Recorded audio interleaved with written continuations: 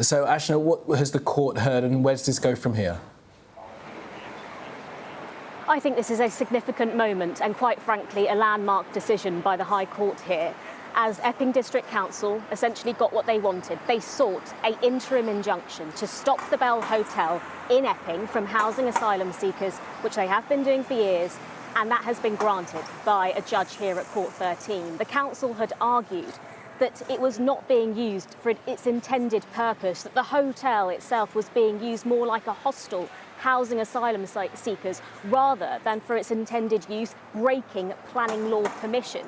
Lawyers for the council had argued on Friday at a hearing, also here at the High Court, that that had been creating feeding ground for unrest, a feeding ground for unrest, causing great anxiety in the community in Epping. Viewers may well remember it has been the last few weeks the centre, a beacon almost, of unrest, the hotel in Epping, as anti-immigration protesters have sought to seek out that hotel and start to make their voices heard. And clearly they have been listened to in this way. It is their voices that have led the council here to the High Court, in which the judge has now granted this temporary injunction. What this means is that essentially the asylum seekers who are being housed at that hotel will have to vacate it in some 24 days, and the hotel owners will have that amount of time to do so. The hotel owners, during this hearing, had tried to argue that this contract they had with the Home Office was a financial lifeline for them, that actually there hadn't been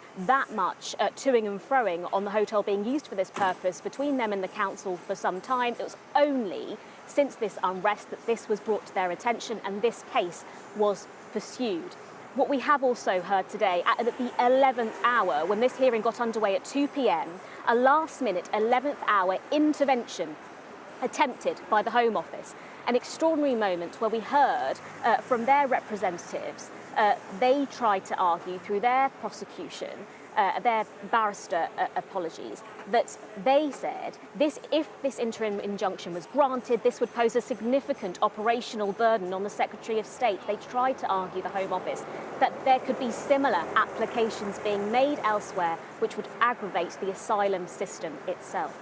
The prosecution for the council, the council that brought this case, was quite punchy in their pushback. They said this was a thoroughly unprincipled application in a thoroughly unprincipled way. The Home Office knew about this injunction but sat on their hands. And today, a judge has now granted that temporary interim injunction. As I say, it now means the Bell Hotel will no longer be able to house asylum seekers. But we have heard that the defence for the hotel will indeed appeal.